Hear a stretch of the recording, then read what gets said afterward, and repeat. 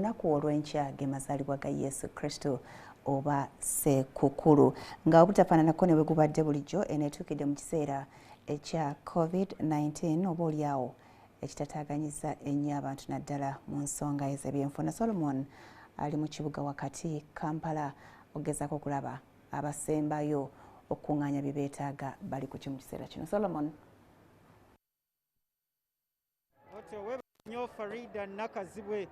Embeera nga bw'ogiraba wendi wano ndi ku kizimbe ekimanyiddwa nga Gazaland, naye singa otunula wansi eri kyenyinza okugamba nti nnengera ennyanja y'abantu, abantu abazze okugula ebintu katugambe ndoza ku ssaawa esembayo, naye nga bwe nakedde eno ssaawa awo nga ndooza 10 kye nasinze okuzuula nti abantu abasinga bamala okugula wano ebintu ate boolekera paaka za takisi ne paaka za baasi okulinnya okweyongerayo, era nga ne bw'otuukako mu paaka za baasi ku ssaawa eno ne ku nakati abantu bakyeyiwayo okubeera nga bazirinnya okugenda mu byalo byabwe okwegatta ku b'eŋŋanda zaabwe okulya ennaku enkulu.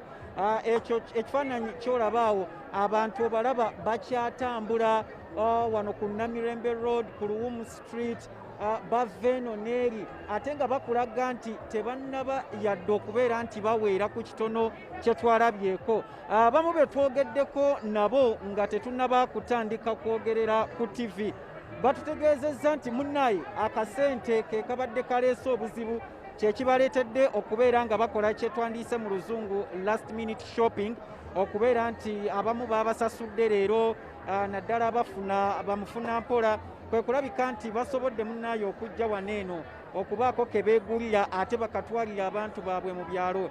Wano wendi ndi ku mulyango gwa Keedi, naye ne saaluuni zennyini ku ssaawa eno zikyagenda mu maaso n'okkola.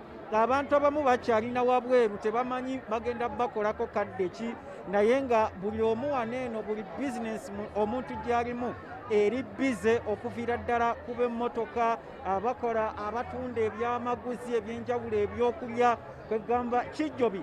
Tutuuseko ne mu butale obw'enjawulo walimu owino abatunda emmere gye twandiise nti fresh foods nga bw'ozimanyi, abantu bakyaliwo bakyagula, ab'enkoko ziggwawo baleeta, era nga kye tusobodde okubeera nga twongera okwetegereza kwe kuba nti olunaku olwaleero abantu bangi obudde obwakafyu buyinza okubeera nga bubakwata olw'ensonga nti bano bonna we banaaviira wano nga ne takisi ezisinga kati omulimu gwe zikola kwetikka bagenda mu byalo, awo neewuunya oba bagenda kutambula oba bagenda kukola batya.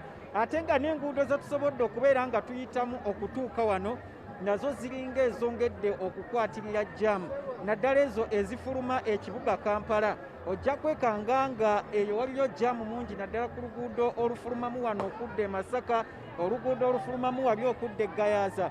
Tutuuseko ne ku ezo mmotoka nga layini y'amaanyi, awo okubeera ng'omuntu asobola okulinnya ate nawamu ebbeeyi bagyongezza. Tugenda kuba twongera okulambulamu okulaba embeera bw'egenda okubeera, naye mukadde kano kankomewo gy'oli Farida otwongereyo maaso ne NTV Akawungeezi.